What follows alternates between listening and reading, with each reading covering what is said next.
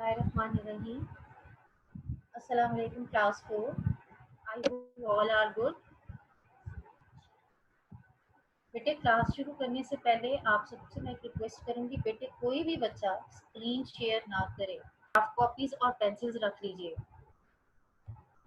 मैं आपको 1 मिनट दे रही हूँ बेटा। कारवानी उर्दू रफ कॉपीज और पेंसिल्स रख लीजिए अपने साथ।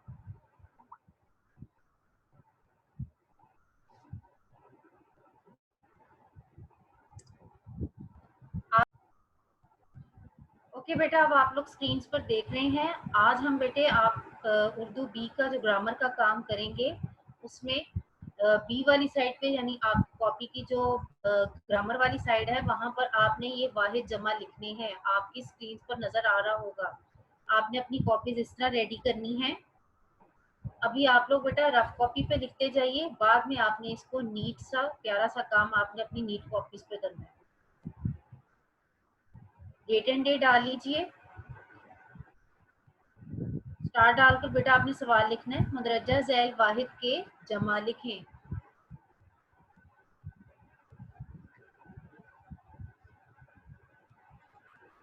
उसके बाद बेटे आप कॉलम बनाएंगे लाइन लगाकर। एक तरफ लिखेंगे वाहिद, दूसरी तरफ लिखेंगे जमा। नंबर 1 पर हम लिखेंगे जर्रा, इसकी जमा है जर्रे।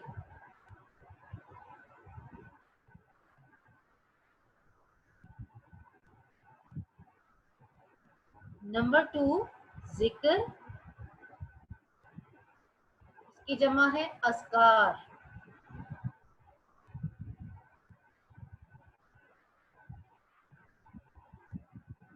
नंबर 3 राबता, इसकी जमा है राबते।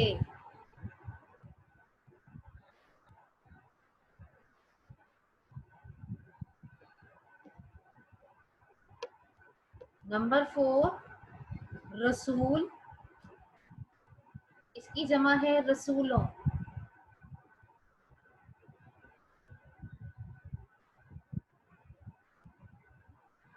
नंबर 5 रकम,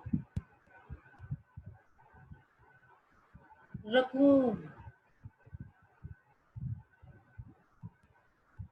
नंबर 6 रोशनी, रोशनियां।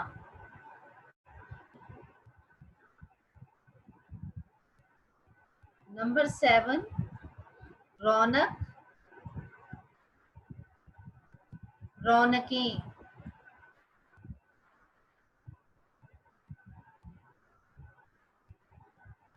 नंबर 8 जमाना, जमाने। नंबर 9 शक्ल, इसकी जमा है अशकाल। नंबर 10 सूबा, सूबे। नंबर 11 रहमत, रहमतों।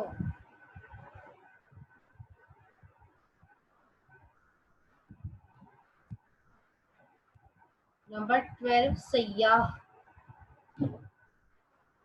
इसकी जमा है सयाहों। 13 शेर, अशार।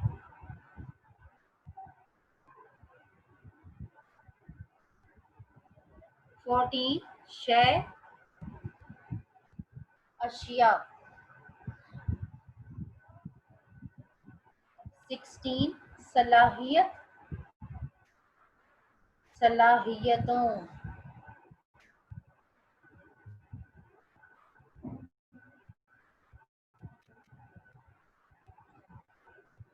अब जिस स्क्रीन पे फुल आ रहा है आपको, इसको चेक कर लीजिए एक दफा। मैं क्विकली सब बोलूंगी, आप देख लीजिए।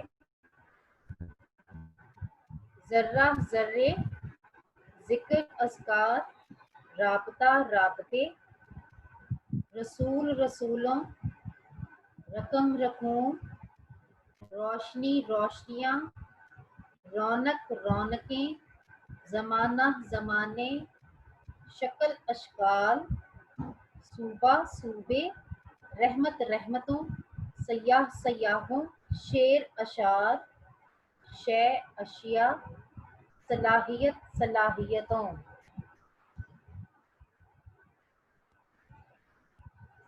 अब जी नेक्स्ट पेज पे आप एक और कॉलम बनाएंगे। उससे पहले आप सवाल लिखेंगे, मुज़क्कर के मुअन्नस लिखें।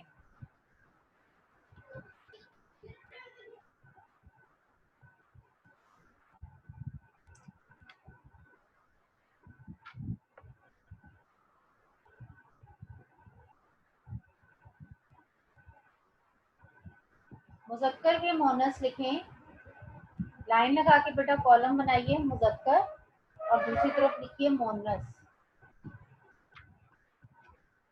नंबर 1 पर हम लिखेंगे उस्ताद,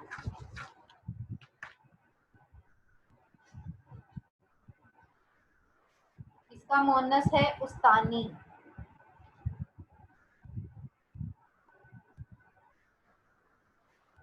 अब्बा, अम्मी, भाई, बहन, पोता, पोती, फूफा, फूफी।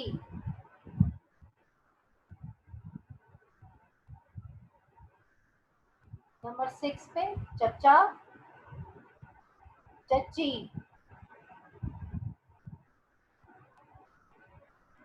7 खालू, खाला, 8 दोस्त, सहेली, 9 दादा, दादी, 10 देवर, देवरानी,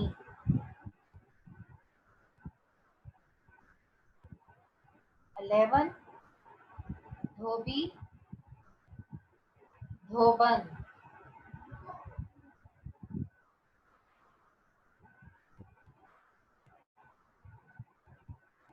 12 दर्जी, दर्जन,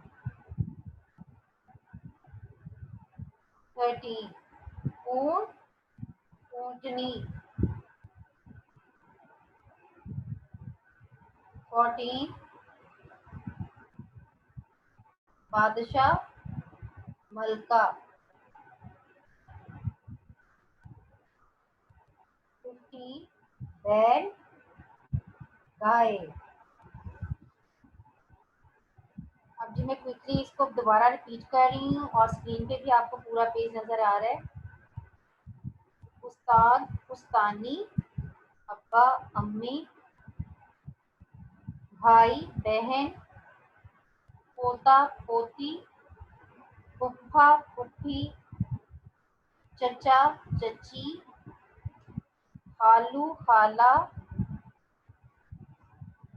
दोस्त, सहेली, दादा, दादी, देवर, देवरानी, धोबी, धोबन, दर्जी, दर्जन, ऊंट, ऊंटनी, बादशाह, मलका, बैल, गाय। इसके बाद बेटा अगला सवाल हम लिखेंगे, अल्फाज के मुतजाद लिखें।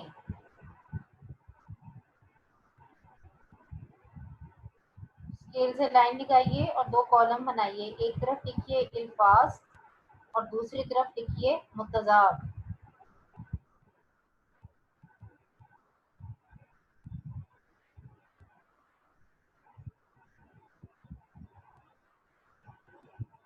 नंबर 1 पे लिखिए रोशनी, अंधेरा।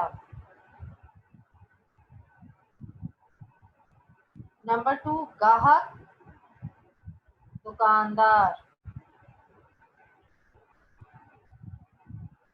नंबर 3 फतह शिकस्त। नंबर 4 अक्लमंद बेवकूफ। नंबर 5 हलाल हराम।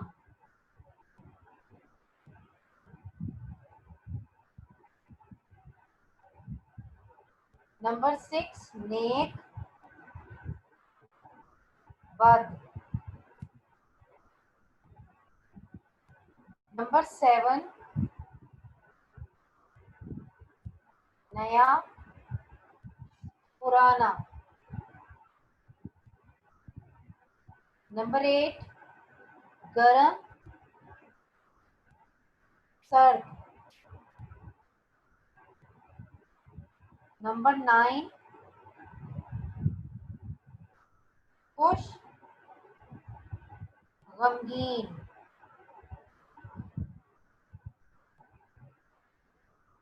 नंबर 10 दोस्त दुश्मन। नंबर 10 दोस्त दुश्मन। नंबर 11 फायदा नुकसान।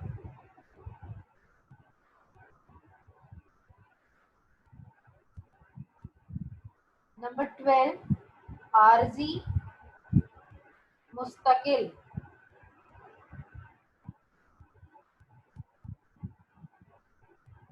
नंबर 13 इंसान हैवान। नंबर 14 आगाज इख्तिताम। नंबर 15 आज़ादी गुलामी। अब ये क्विकली मैं दोबारा इसको बोल रही हूँ, चेक कर लीजिए। रोशनी अंधेरा गाहक दुकानदार फतह शिकस्त अक्लमंद बेवकूफ हलाल हराम नेक बद नया पुराना गरम सर्द खुश गमगीन दोस्त दुश्मन फायदा नुकसान आरजी मुस्तकिल इंसान हैवान आगाज इख्तिताम आज़ादी गुलामी। इस काम को बेटा आपने अपने बी वाले पोर्शन में बहुत नीट करके लिखना है। इसके बाद बेटा आप लोग निकालिए कारवाने उर्दू।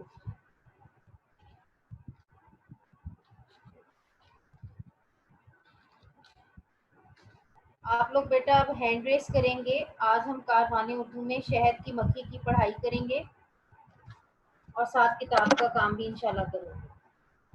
हैंड रेस कीजिए रीडिंग के लिए। कारवाने उर्दू निकालिए पेज नंबर 72।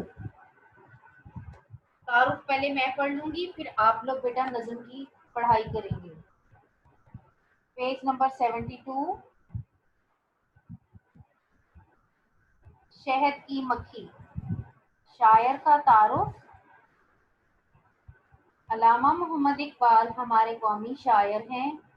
आप सियालकोट में पैदा हुए। आपको बचपन से ही पढ़ने का बहुत शौक था। आपने अपनी शायरी के जरिए हिंदुस्तान के मुसलमानों में आज़ादी का जज्बा बेदार किया। आपने सबसे पहले पाकिस्तान का ख्याल पेश किया, इसीलिए उन्हें मुसव्वरे पाकिस्तान भी कहा जाता है। आपने बच्चों के लिए भी अपनी मशहूर किताब बांगे दरा में अच्छी अच्छी नज़में लिखी। उनमें हमदर्दी, बच्चे की दुआ, मकड़ा और मक्खी, पहाड़ और गुलहरी, परिंदे की फरियाद और माँ का ख्वाब शामिल हैं। बेटे आप सबको जैसे पता ही है अल्लामा इकबाल हमारे मुफक्किर पाकिस्तान हैं और हमारे कौमी शायर हैं।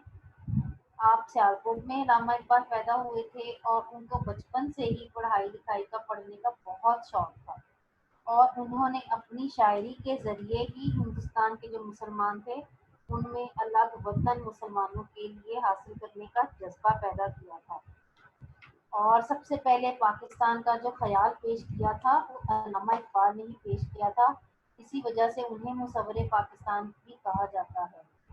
अल्लामा इकबाल ने बच्चों के लिए बहुत खूबसूरत नज़में लिखी हैं और किताबें लिखी हैं और उनकी मशहूर किताबों में से बांगे दरा है। इसमें बहुत अच्छी अच्छी नज़में बच्चों के लिए लिखी गई हैं। उनमें से चंद नज़में जो बहुत खूबसूरत हैं: हमदर्दी, बच्चे की दुआ, मकड़ा और मक्खी, पहाड़ और गिलहरी, परिंदे की फरियाद, माँ का ख्वाब शामिल है। अब जी बेटा, मैं अनम्यूट कर रही हूँ उस्मान को। जी उस्मान बेटा, रीडिंग कीजिए। इस फूल पे ये बैठी, कभी उस फूल पे ये बैठी, बतलाओ तो क्या ढूंढती है, शहद की मक्खी क्यों बाग में आती है, ये बतलाओ तो जाने क्या लेने को आती है, ये समझाओ तो जाने बेसोध नहीं बाग में इस शौक से उड़ना कुछ खेल में, ये वक्त गवाती गिनवाती गवाती गवाती नहीं अपना, गवाती नहीं अपना, करती नहीं कुछ काम अगर अकल तुम्हारी, हम तुमको बताते हैं सुनो बात हमारी, उस्मान बेटे स्टॉप कहते कीजिए। हैं इस फूल पे बैठी, कभी उस फूल पे बैठी, बतलाओ तो क्या ढूंढती है, शहद की मक्खी क्यों बाग में आती है, ये बतलाओ तो जाने क्या लेने को आती है, ये समझाओ तो जाने बेसूद नहीं बाग में इस शौक से उड़ना, कुछ खेल में ये वक्त गवाती नहीं अपना, करती नहीं कुछ काम अगर अकल तुम्हारी, हम तुमको बताते हैं सुनो बात हमारी। बेटा, इस शेर में अल्लामा इकबाल कह रहे हैं इन तमाम अशार में कि कभी इस फूल पर बैठती है शहद की मक्खी, कभी उस फूल पर बैठती है। क्या तुम सबको पता है कि शहद की मक्खी फूलों पर बैठकर करती क्या है, ये बाग क्यों आती है और ये इस बाग में लेने क्या आती है? जरा मुझे, वो कहते हैं, समझाओ तो सही, जरा बताओ। ये ऐसे ही शौक से उड़ रही और ऐसे ही बिला मकसद ये बाग में आकर कभी इस फूल पे बैठ रही, कभी उस पे बैठ रही। आपको लग रहा है जैसे ये खेल रही है, लेकिन ये खेल नहीं रही है, ये कुछ काम कर रही है। अगर तुम में थोड़ी सी भी अकल है तो फिर तुम्हें पता होना चाहिए कि ये क्या काम कर रही है।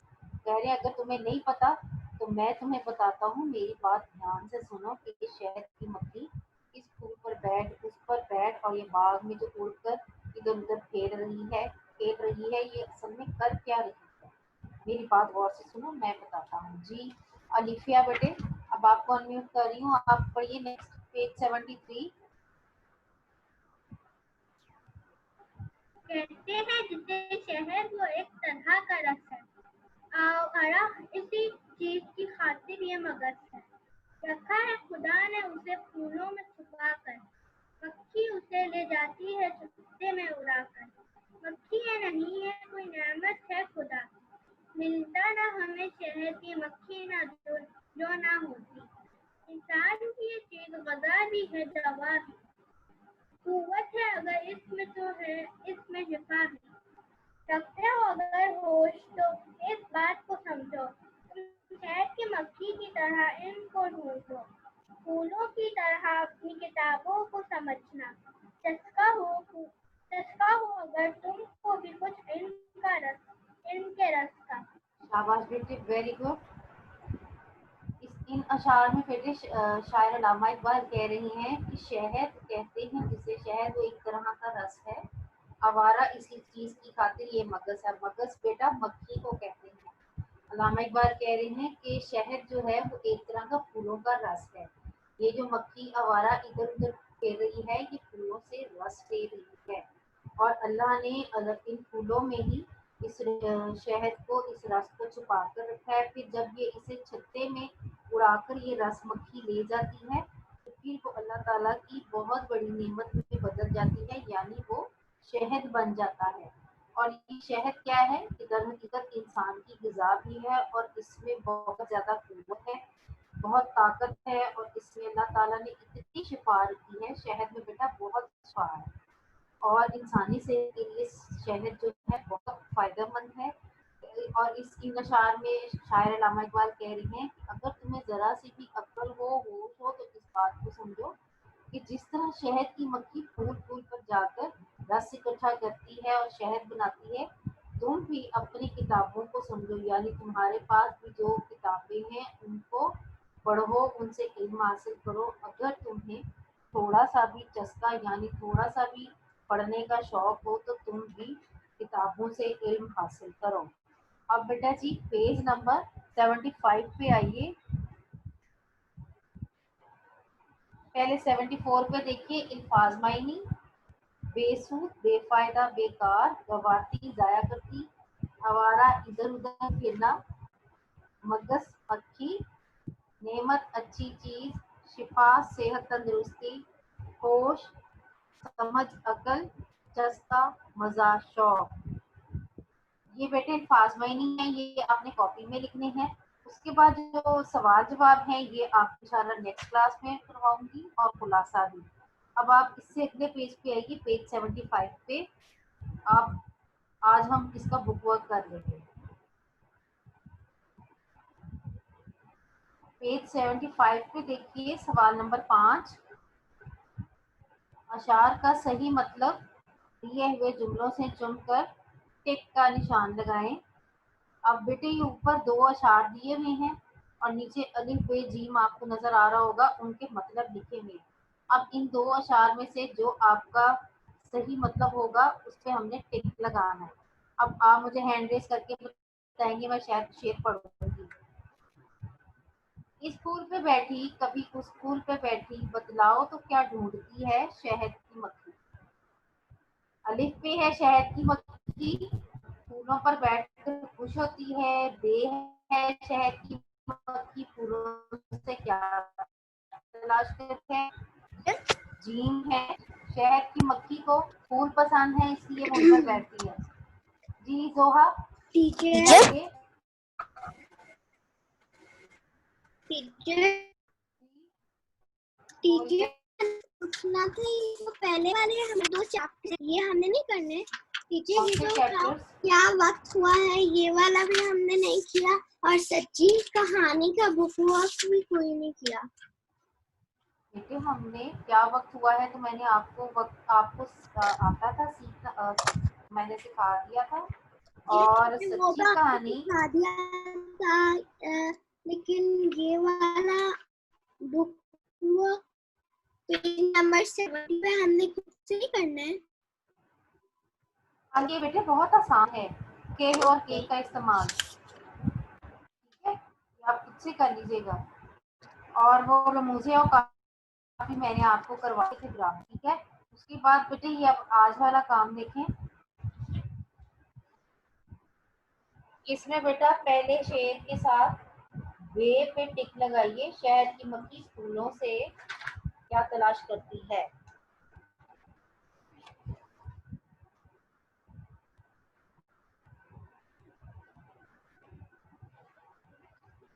आगे है, कहते हैं जिसे शहद वो एक तरह का रस है, आवारा उसकी इसी चीज की खातिर ये मगस है।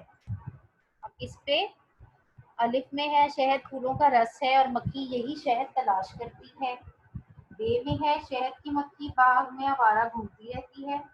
जीम में मक्खी भूखी हो तो खाने पीने के लिए इधर उधर बेचैन घूमती रहती है। हाँ जी, तो इसका भी अलिफ वाला जो है वो दुरुस्त है, उस पर टिक लगा दीजिए। अगले सफे पे देखिए, पेज 76।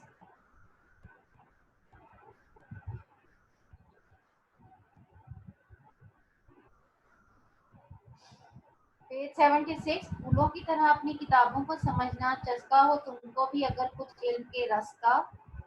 अलिफ में अपनी किताबों को साफ सुथरा और खूब हिफाजत से रखना। बे, किताबें फूलों की तरह नाजुक होती हैं इसलिए एहतियात से इस्तेमाल करना। जीम, अगर तुम इल्म हासिल करना चाहते हो तो किताबों से दोस्ती कर लो। जी, इसमें जीम है, जीम पे टिक लगा दीजिए। पेज 76 पे देखिए, शहद की मक्खी का सफाती जाल बनाइए, यानी उसमें क्या क्या सिफात होती हैं। जैसे इधर एक ऑप्शन दी हुई है, शहद की मक्खी अक्लमंद होती है। एक में आप लोग लिख लीजिए जी शहद की मक्खी। अब भी मैं म्यूट खोल रही हूँ, बेटा मुझे बताएं शहद की मक्खी और क्या होती है।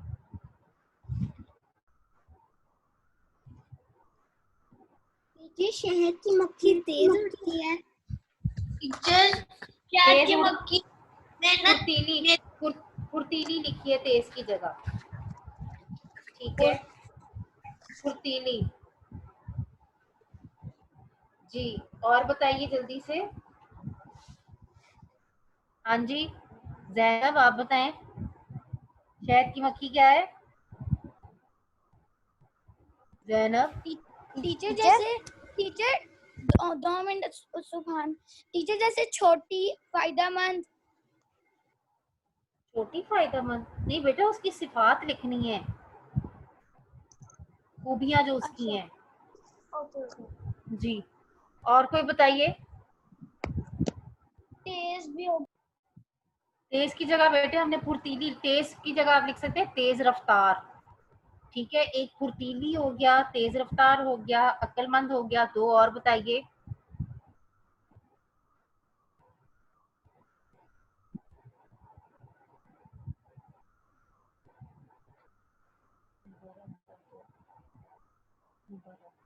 मुबारा आप बताएं बेटा।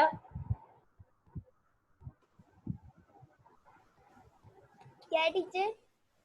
आप बताएं, एक अक्लमंद हो गई, उसकी सिफात में फुर्तीली हो गई, तेज रफ्तार हो गई, उसके अलावा।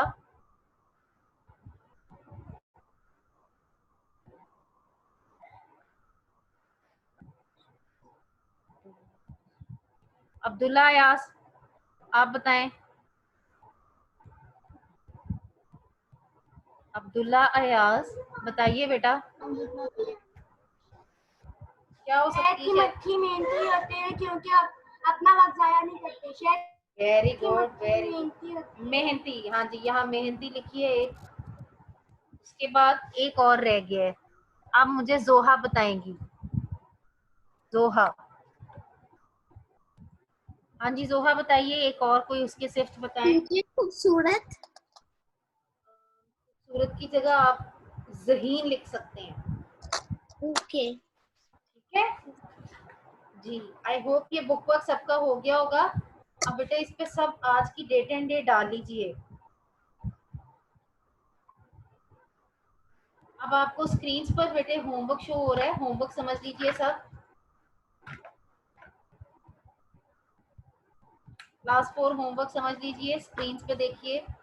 वाहिद जमा मुज़क्कर मुअन्नस अल्फाज मुतज़ाद जो आपको आज करवाए गए हैं, वो आपने बेटे अपने ग्रामर वर्क वाले पोर्शन में करने हैं। नज़म शहद की मक्खी आज जो पढ़ाई गई है बेटे, इसके अल्फाज मायनी, ठीक है, आपने बेटा कॉपी पे लिखने हैं। और ये तमाम काम आपने कॉपी पर लिखें और याद करें। ये तमाम काम में ये अल्फाज वाहिद जमा मुज़क्कर मुअन्नस अल्फाज मुतज़ाद और अल्फाज मायनी शामिल हैं, ठीक है। और किताब का काम जो है वो किताब पर ही रहने दीजिए, वो कॉपी पे करने की जरूरत नहीं है। अब जी बेटा मुझसे कोई भी किसी ने क्वेश्चन करना है तो बेटा हैंड रेस कीजिए, मैं आपको 1 बाय 1 बेटे म्यूट अनम्यूट करूंगी। जी लिफिया बेटा बोलें।